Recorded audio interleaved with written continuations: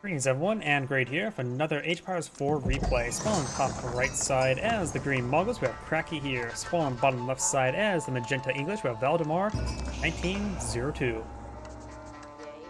Let's see now. Let's first cover each player's civilization bonuses. We do of course have the economic bonuses. The Mongols do of course have access to no needed for housing, as well as an overprovided bit of stone collection. I've been needing to do this. Sorry about that, been failing to do that the entire day.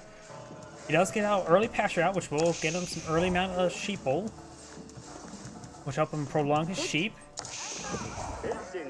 And most of their other economic texts will not be used. Most players don't go even for the level 1 text. I would say at least go for level 1 text. It does pay out in the long run and they're pretty cheap. You have the deer stone here, which will help improve the movement speed of villagers, as well as other foot-based units. And for the English, for economic text, we do of course have powerful farms. They're also cheap as well, so they're much more efficient than even the pastures. Additionally, with the mill nearby, they'll of course be collecting faster than even deer. So the English generally don't have any reason to venture out the map all too much. Though both of these forest puppers are right next to each other, next to a exotic doggo. He's like the sheepdog, right? To keep these deer all safe, correct? We got immediate axe research there for the Mongols. He may be eyeing for eco play. Seeing he's calling a lot of villages onto wood, he's eyeing for a second town center. And let's talk about what each player can deploy on feudal age. The English, of course, has the longbowmen and the man-at-arms. Man-at-arms can be very difficult to deal with in most civilizations. And the Mongols can pull out keshiks, which are a cheaper but weaker heavy cav, as well as the Magadai, which is generally a cavalry archer that's worthless throughout most games, and has very little usage in most times of game. We do have now a mill being plotted off field with a couple farms. We do have a gear over here, and he's going for the improved axe technologies. We're actually seeing eco play here. You know, it's actually been a very long time since the last I've seen one of these replays where somebody actually goes for the improved economic text. It feels like I'm the one who ever goes for them. We have this mill inspiring all of these farms to grow, villagers to grow faster and collect faster.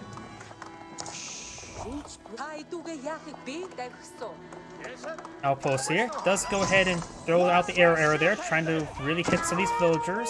It actually does find this wounded villager there, and there goes the con to all the arrow retaliation.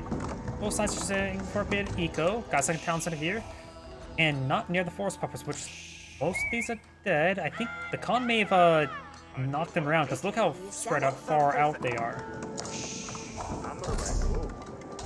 We got a third town center being put up by the Mongols?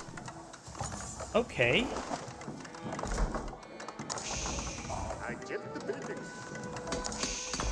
Improved double broad axe has been researched.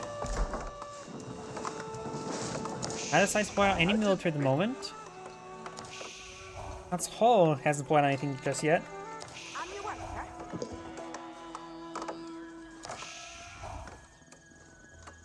To give you a comparison, right now the mill right now is buying plus 20% food income.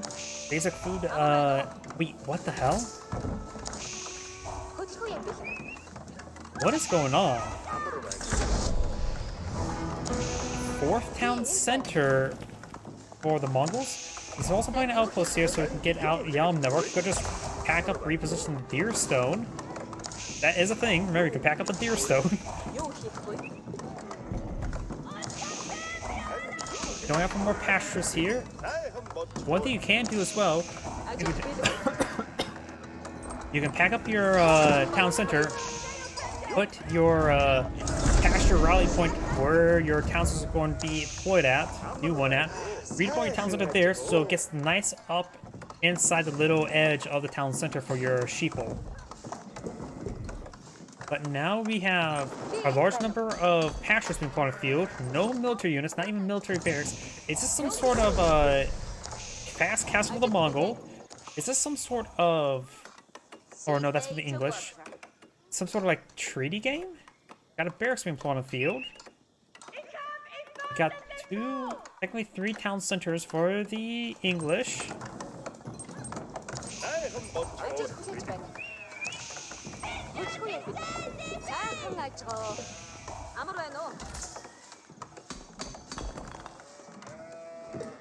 And he does not have enough pastures out for all these villagers since they're bopping the sheep immediately, which is actually a bit of an oversight. He does have 24 villagers here. And there's 7... Oh, that should be enough, oh wait. No, that should be enough to improve the production rate for the sheep. So there's a bit of mismanagement there with the sheep. Got a couple outposts here. Mass outposts. Miracle for blacksmith for pierce damage for defensive capability. We got man-at-arms not being pushed on forward. He's going for armor clad. He's going for the man-at-arms research. He does have level 1 pierce armor at the moment. This will get them up to 8 pierce armor. And soon these outposts will do 10 damage with the primary one and 8 damage with the other arrows.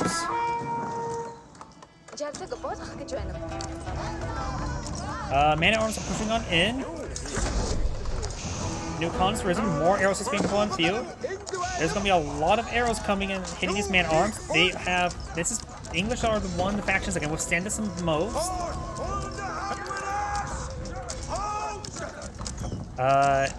What is this? I think as well as man-at-arms, they have 7 pierce armor at the moment. The town center is doing 6 damage. He's getting pierce armor damage now, but that'll make all the extra arrows do 7 damage. Still won't be enough to overcome the armor. Even getting castle wage attacks, it won't fix this. But there's just so many arrows. The English player needs to get out siege engineers and pour some battering rams probably. I think. Alright, still some castle wages, maybe counter with trebuchets?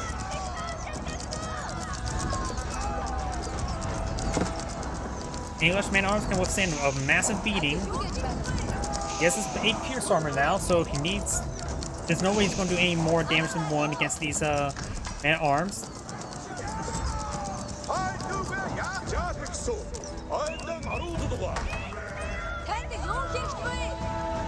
He needs... No, he can't get crossbow. He doesn't have next age. He needs gold. He's starting to collect up some gold now. Looks like he has a faster movement speed. What is even this? His opponent really needs to have siege engineers.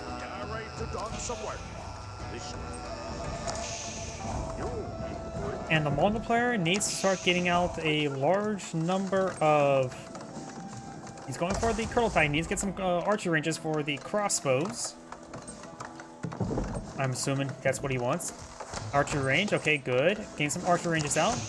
He's still quite outnumbered. The English player is not really gone for a large number of man-at-arms.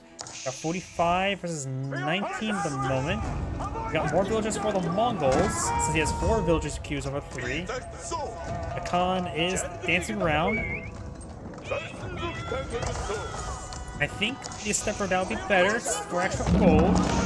Oh, that's been redeployed somewhere. Way over here.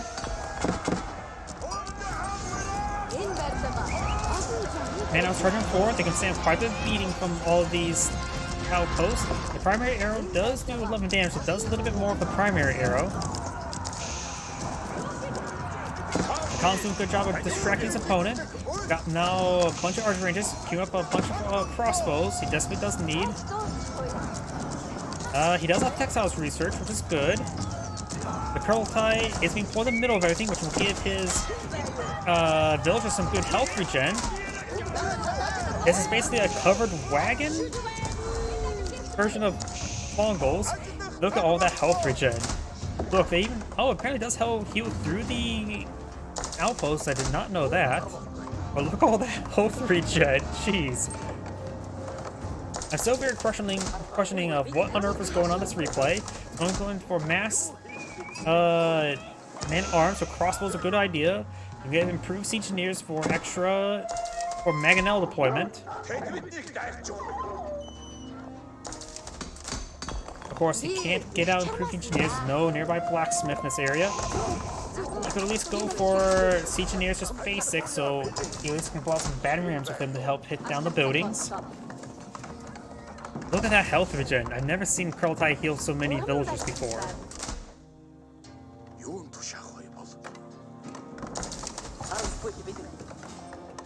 He's running low on wood here. This is next wood deposit. Or we can go for these small ones.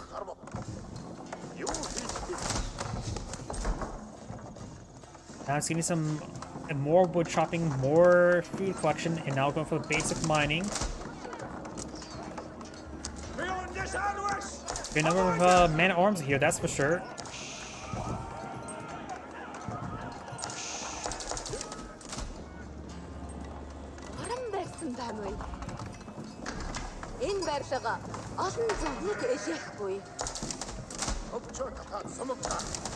He's running. Actually, basically ran out of wood. He has got another. What on earth is this?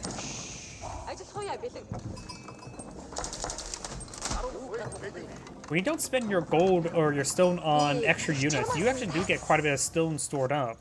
Because each one, this is also a large stone deposit as well. So he has 3,600 stone to work with and upgrades not related to units. More of these idle villagers.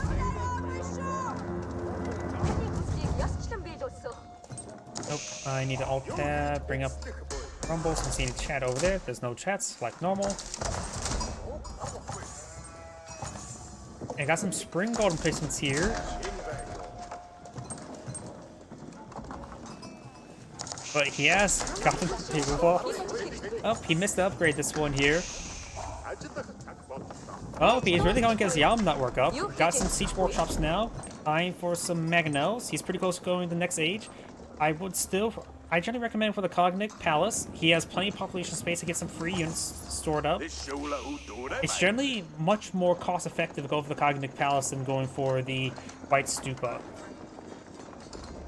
As they think about it, the White Stupa gives you 240 stone per minute. The Cognic Palace could say give you 3 nights in across 60 seconds. And you get 1 Keshik for 200 stone. You're basically getting an equal value. You'll get basically 1 night versus 3 nights. Of course, you have to rely on not being maxed up pop. Oh, hopefully he has Whistling. Oh no, he does. Both the Cognic Palace, very good. I'm not sure what Ovo research. Let's take a quick look. He needs to improve Whistling Arrow. 12 seconds of faster reloading crossbow, and it could be very deadly. We've got a Mangonel here. Now I've got military academies for the English. Cognic Palace being employed on out. Back here, very, very nice. These forces are getting healed up by the CrackedyHere. The English player is now pop cap. The Mongol is almost a pop cap. He has probably too many villagers on the field.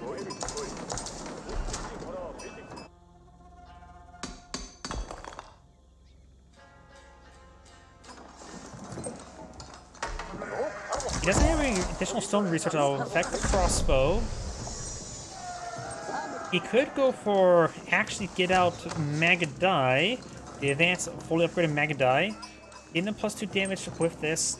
Their base damage, the one is 8, along with the 3 pierce damage and +2 here. That gives them like the 13 damage, if I remember correctly. They have good attack speed, but against against the if it was anything other than English man-at-arms. English man-at-arms had the extra armor, so no, never mind. If it's against other men-at-arms, would be a bit more decent since they have high mobility, especially compared to man-at-arms. But English man-at-arms has just too much health. He could try going for the siege workshop. He could try going for the adjustable crosshairs improved, getting increased attack speed. Berkshire Castle's now been pulled in the field. He needs to get some traction trebuchets or battering rams for it. No. Oh, now he's getting the raid, improved raid bounty, the stone bounty, additional torches. He doesn't have anything to throw torches. He has crossbows. First thing being pulled by the Cognic Palace is a nest of bee. but he's at pop cap at the moment. He has too many villagers. We'll find these the spring galls. Spring galls need to fall back. Remember, the scout does do bonus damage versus siege. Crossbowman's time for a flank. This town center will quickly go down. He doesn't need more villagers. He needs to lose villagers. Crossbows will go. There goes the Maganel to the spring galls. These man-at-arms are annihilating these town centers. Crossbows pushing forward, trying to get some good damage onto these elite man-at-arms. He's just regular crossbow. It doesn't have the elite crossbow just yet. Alright, prep the central town center. He doesn't need the town center, honestly. He's not hitting some of these villagers, which is good for the Mongol player. Got a bunch of veteran horsemen being put on the field. Why?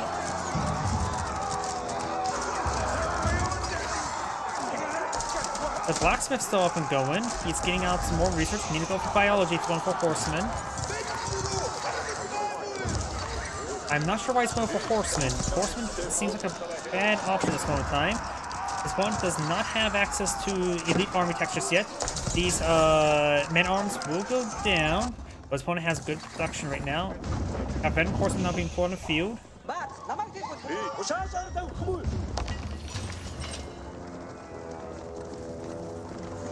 Now he has a nested bees on the field. Very nice.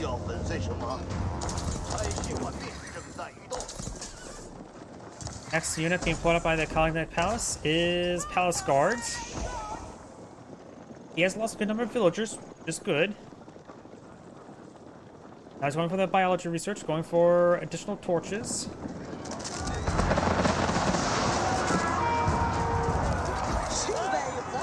And of course, these horsemen are going to be very effective versus these crossbows. Now I've got the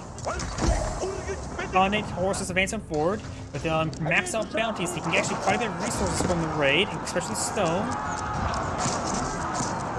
He has a good number of towers here, so these horsemen... There's a firing gauntlet that's poking on the spring gold tower. These crossbowmen are in fact grouped by the nearby Trollotai. Actually, no, they're not. He needs to get to the force Trollotai to get some bonus damage. Magno finds a good volley there. Palace Guard now put on the field. Would be a good item to help pull the line. The Conic horsemen are now hitting his opponent's villagers. Now got some elite knights being pulled on the field.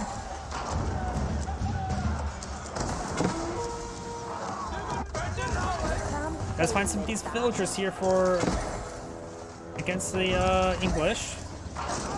Crossbows being pushing forward, more horsemen as well.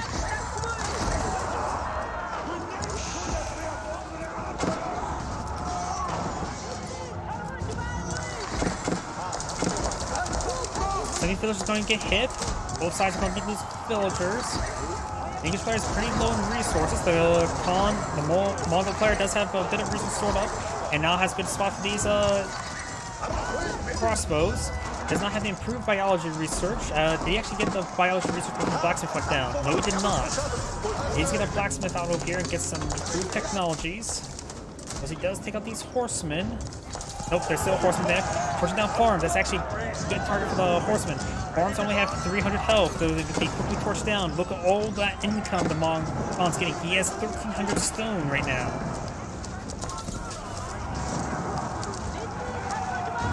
And every single one of these farms he takes out gets all the stone in the roots as well. Making it easier to replant the farms, likely, right? The Mongol still has plenty of villagers right now, so does the English. Doing a good job torching down these farms. Of course, the English farms are easy to replace. Crocodile gains good health regen here. Let's get some warrior monks here. You can throw them in the secret sites to get some extra gold. English player has spent 4 relics.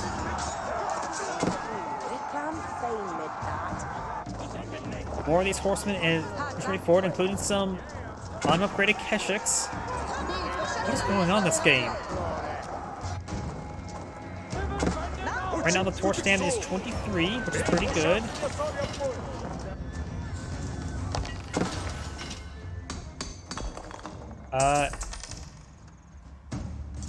Why? That is far too many markets. He really wants the gold, I guess. There's actually not a whole lot of gold left on the map, so it's going to be important. He does have plenty of gold right now. This game just seems a little bit baffling to me. He has 6,000 gold. I'll also invest him to get some more gold. He could have used some hand cannoneers right now.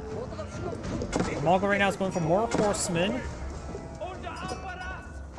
As this warrior monk pushing forward, does get some more. A line of outposts. Why?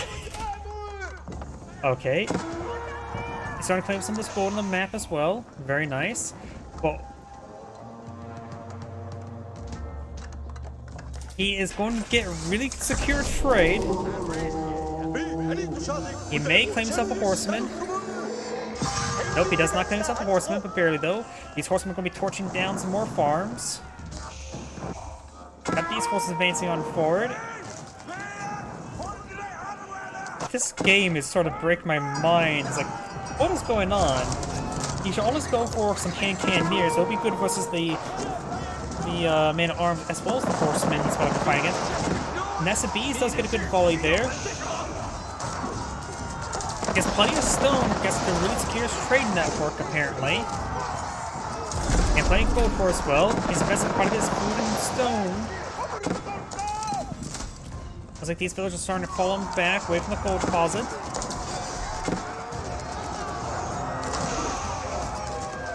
His man-at-arms are fully kitted out, they're 5/5 armor. Now he's getting out these stone supplies. The villagers are starting to go down. These markets are not starting building traders just yet.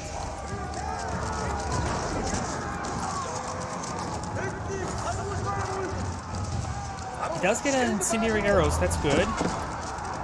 He needs a blacksmith over here to get some more improved technology. He really does need to get improved biology for his horsemen.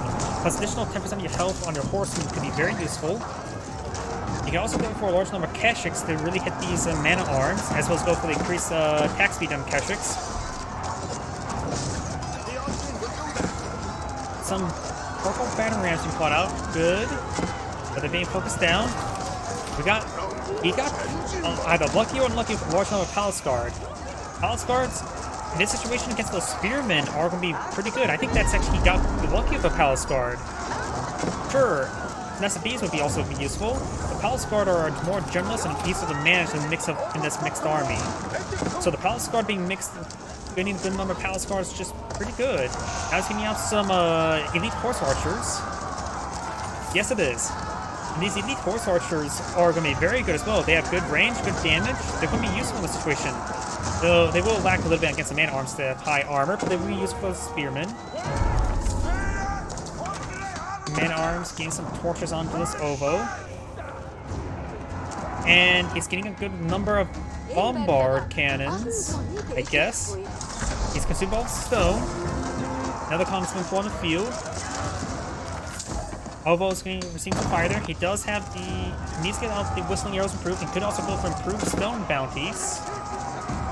Oh, then you have to torch a lot of stuff. Honestly, a lot of the improved raid and improved stone bounties, you have to destroy a lot of buildings to get that stuff refunded. In fact, even the regular bounties, sure, the stone bounties can be useful because it's a resource you don't usually get, but the regular bounties, you do need to like torch down like 20, 30 buildings in order to get that paid for itself back. The Ovo's now set ablaze. It has about another minute's worth of stone in there. We got 10 Palace Guards still alive. Got some more Roost Knights on the build queue. Consumed a lot of this wood as well. He has a good reserve of gold, and now we have a massive amount of trade caravans on the build queue. Trying to come forward, trying to torch down some more of these farms. He's repairing the farm there, but still got the torch, the raid bounty there. Not sure that's on purpose or by accident he repaired the farm.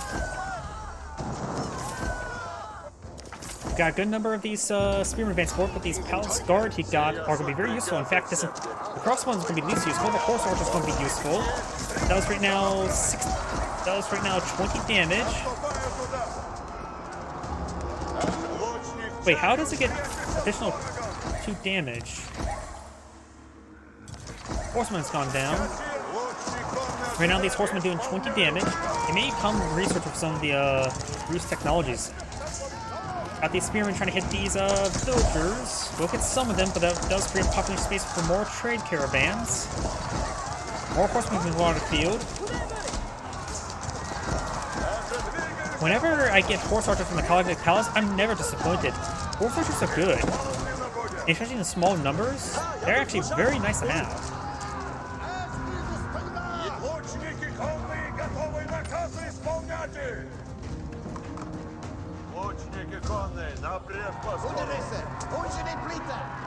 Horse archer just provides good, solid damage. Like, the least useful thing when it comes out from the Cognitive Palace is actually probably Magadai. Horse archers provide good, solid damage. They're good in almost every composition. Palace guards are nice to have. They're a bit situational. The weekly pals are always nice to have, but of course, sometimes having a powerful trebuchet like that's always nice. Nesta B is always nice. They're like Mangonels. Knights, they're good. Warrior monks are situational. Other than that, yeah. The least useful things probably from the Cognitive Palace is probably warrior monks and Magadai.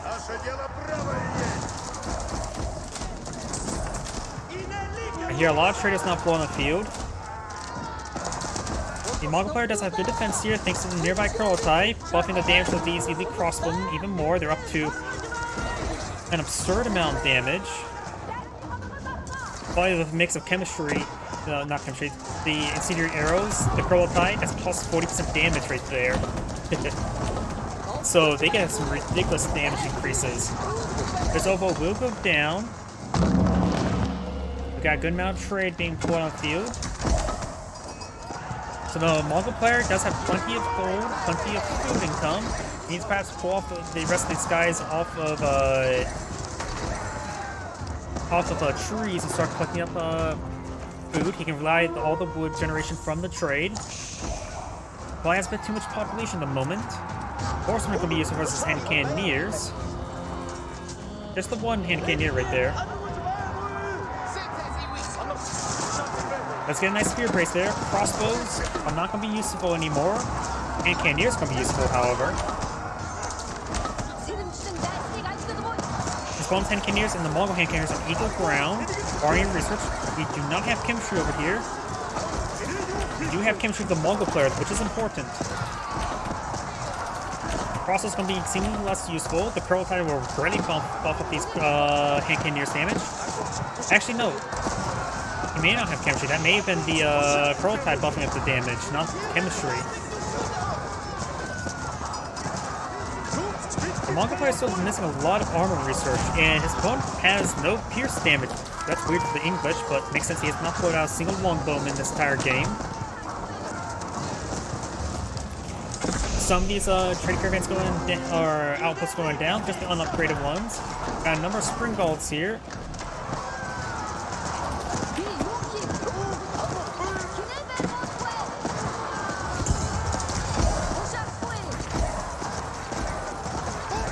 Horsemen push way forward. We now got the arrow, which will really help out these hand cannoneers, improving attack speed down to as fast as archers. Prototype has been redeployed right there. The English player is now throwing everything he has at him. The Mongol player needs to start to focus reinforcement. He has more villagers, which means less military population. Over here we do have just various units there. We'll find a line of bombards. Try and push up forward. There's no real defensive placement over here. Some of these villagers do inside the towers.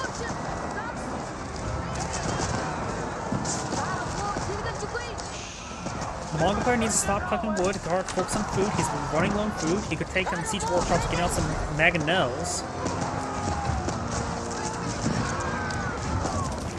The English player's not eyeing for a keep here. There's some outposts here. The villagers could get hit by these outposts, though they don't have arrow slits, so they don't have the range. Increased con does go down. The English player does have large numbers of resources have been consumed. Some of these traders can hit as well, but there's some outposts and Serifs and Gauls help protect them. They are out of the range of the Curl type with some health regen. He did not improve Bovos or improve Yams to get health regen onto the traders, which may be important right now.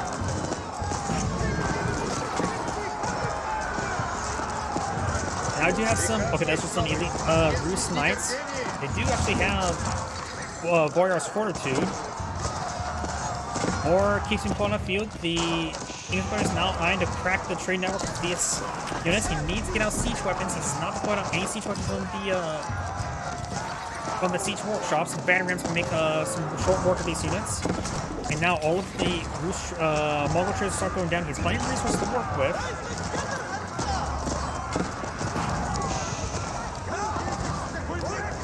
He just needs more food right now.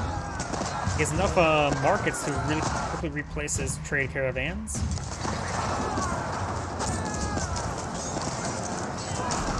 You have more now. Some batteries being put up by the siege workshops. You have some more siege workshops now. You may want to go for some lightweight beams as well. Over here, some more of these traders are getting hit. He still has a good number of bombards here. He does have to improve torches there. It does get another round of Bruce Horse Archers, which will provide some good fire support.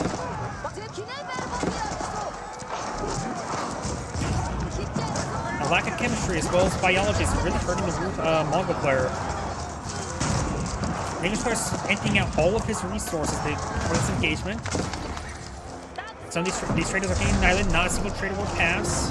Another con has been redeployed on the field.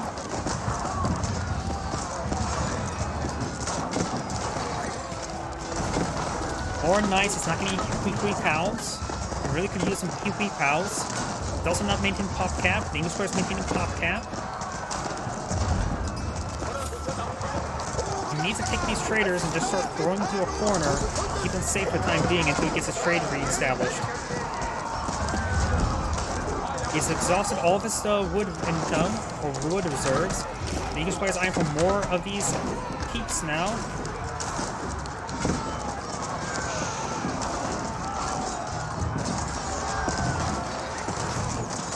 Banners are getting hit by these man-at-arms. Cracking trebuchets are, of course, pretty weak. They don't kill stuff very quickly. They're just cheap and weak. He's going to have to brave the castle fire. More horsemen advancing forward. They can take a lot of castle fire. They have 6 pierce armor. More banners charging way forward. All these traders push way forward, but they're taking a bit of damage there. These villagers are slowly being picked on off. I think I heard the arrow right there. I wonder if they improved arrow research. No, he probably did not. Unless he does get an improved stone research, he's still not going to listen to arrow research. Big oversight, I would say. More banners pushing forward to take out all these keeps. He's going to send some more villagers onto wood. Not a whole lot of wood remaining. Still got the line of bombards here.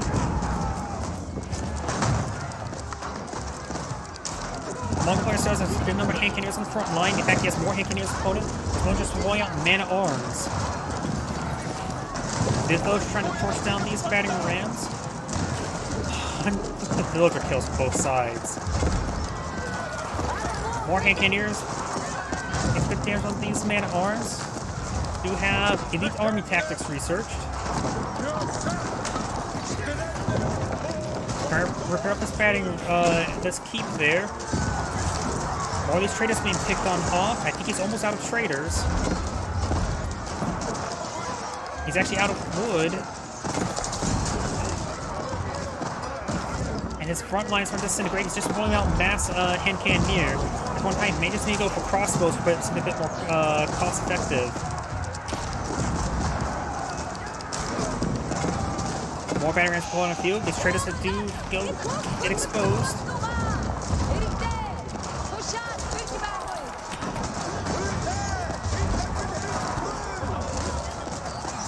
Let's use the arrow there.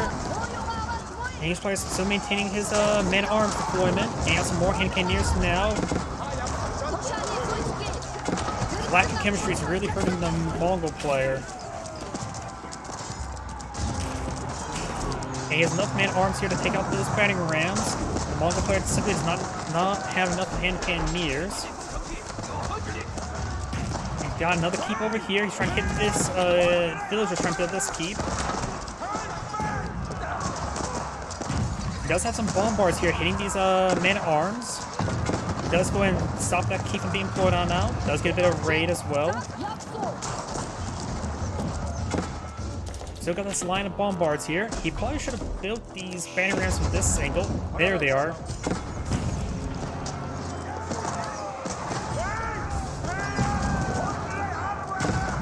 He has 6 villagers on food, some on wood.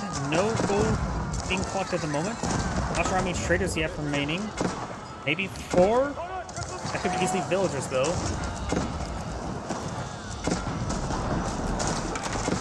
More horse archers there, very nice. Still not any Hui pals. He's getting now Magadai yet. He's getting a little unlucky now. Pals squad were great when he needed them, but now the lack of Hui pals is causing massive issues. Got a big wave of horsemen up on field. Their torch damage is good. There's simply just too many keeps here. Bannerman's just being pushed forward. He needs an attack move order over here.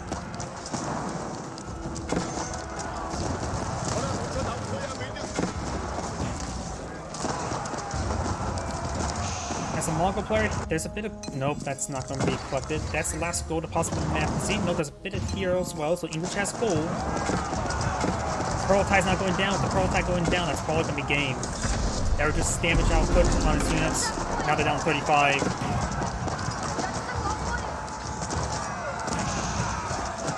Yep, and there goes his hand cannoneers. He's out of hand cannoneers that got trapped. Big wave of horsemen now running forward. The only thing he can do is pack up a landmark, move down south, and try to landmark snipe his opponent's landmarks with his horsemen. And that's what he's going to do. He needs to pack up his deer stones and push it down south. He can't let his own landmarks go down. One's down here. Ogniv Palace is now down.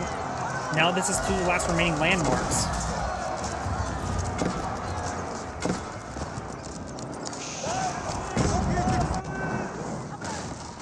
Got a good number of horsemen. They do have additional torches. Berkshire Castle is going to be the biggest problem, but his opponent has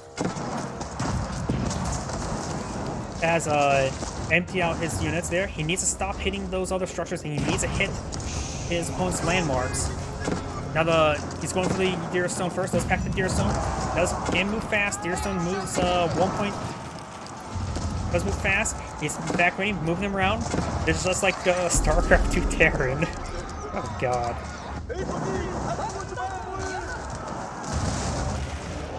We got a line of horsemen here. He has to go through the King's Palace, Town Center, and Council Hall. They're all right next to each other. And then the Berkshire Castle. The Berkshire Castle going to be difficult. He's sending all of his villagers to deal with it. He needs to hit the Berkshire Castle with this force here.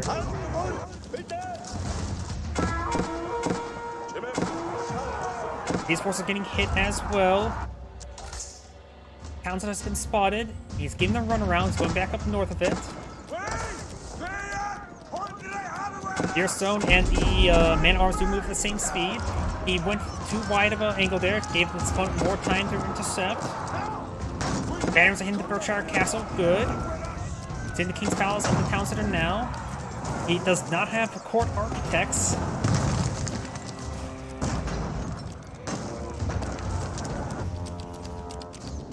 Still getting them run around these units. It's all coming down. It all comes down to this assault force, but the horsemen are disintegrating too quickly. More battering rams being put on field. These battering rams head to the council hall. Berkshire Castle is being set ablaze. Berkshire Castle is down. King's Palace is set ablaze. He's trying to repair up the town center. The rest of these forces need to start heading over here. He knows his battering rams. He's going to stop the battering rams first. Town center. They're repaired pretty quickly. I don't think he's going to town center those villagers. Battering rams need to make their way to the town center. Council Hall's gate. Not all the banners are connected with the Council Hall. 24. No, don't go for keep. Repair. Repair or torch. There goes all those villagers.